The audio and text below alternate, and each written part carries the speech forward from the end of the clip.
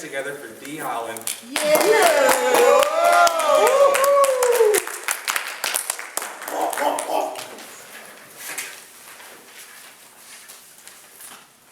this kind of my 4 minutes?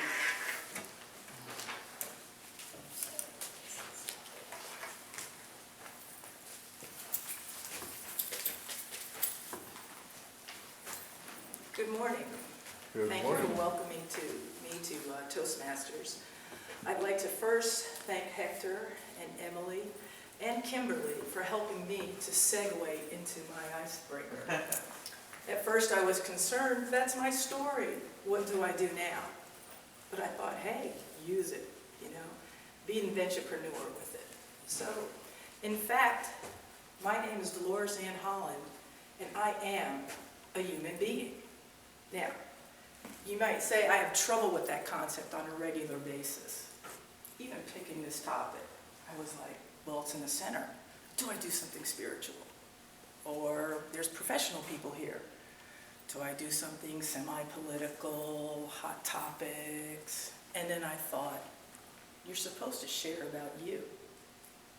And I thought, man, I could talk on anything. Me? What is so important about me? And so I wondered and I thought, and I said, I've been lost. I've always been trying to fit in, be someone, something, somewhere.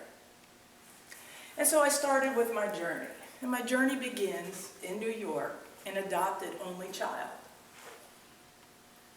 And I had a basic suburban Catholic upbringing with 2 loving parents. And so sharing was never a priority because it was me.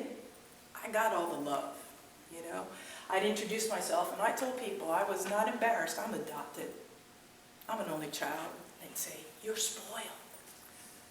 And so I'd go home and I'd say to my mother and father, what does that mean, I'm spoiled? Well, you get all the attention. See, but my friends, they thought it was the material possessions. And so I started thinking I needed things on the outside. And I started striving for these things.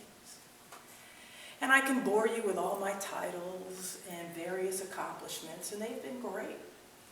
But that's all they are. And they are meaningless in who I choose to be. And so, as I've gone through my journey, there's one thing that remains constant, and I don't know why that is. I'm an advocate. I've always been an advocate since I was this little. And so when I moved down here from Tampa about 7 years ago, I found this book that my mother kept for me. And of course, in the elementary years, there was quite a bit about Dolores. And as I got older, you kind of go your own path. And I got a little lost. But she wrote this thing down, and it really resonated with me. Kindergarten achievements. Love is to help others, particularly children who are shy or handicapped. Now, I didn't even see this. When my best friend came down to visit, she found that. She goes, boy, Dee, that explains a lot. And I thought about that, and it's why I am who I am. My only hope here today is to help you, and in doing so, share my talents and expand my passions. I first started as a child I'd go out to play. I always wanted to go out to play. You might say I was a little bit adventurous. I was not quite the girl next door, Catholic girl that my mother wanted me to be. I was always in something. But they would always play with the boys. I never really played with the girls. There weren't that many girls on the block, we would call it. And yet, what they were doing just really didn't interest me. They were just kind of sitting still, playing with Barbies. It wasn't my thing. But I noticed that there was a girl down the end of the block, and no one would talk to her. And she was older than me. I can tell you I was only 7 or 8. And she was in her teens. She was like cool. And she looked like Marlo Thomas in That Girl, which, you know, long hair, Italian, just that New York attitude. And I just was so intimidated by her. But I thought that's why everybody didn't talk to her, because she was so beautiful. When I got closer, this is the 60s now, there was this big thing on her ear. She had a problem hearing.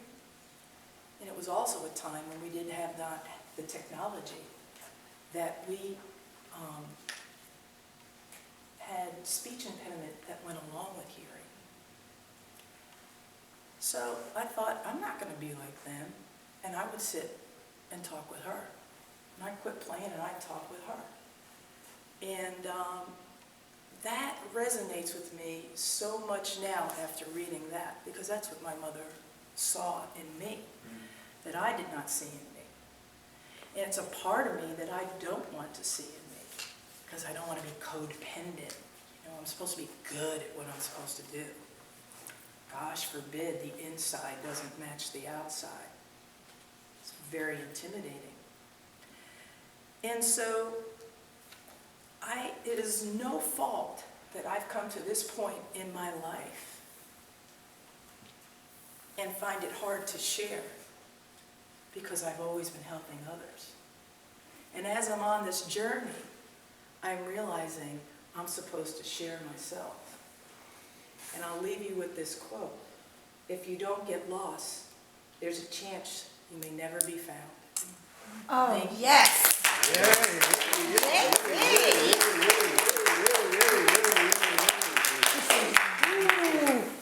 Awesome. You're born natural. Wow. Let's take a minute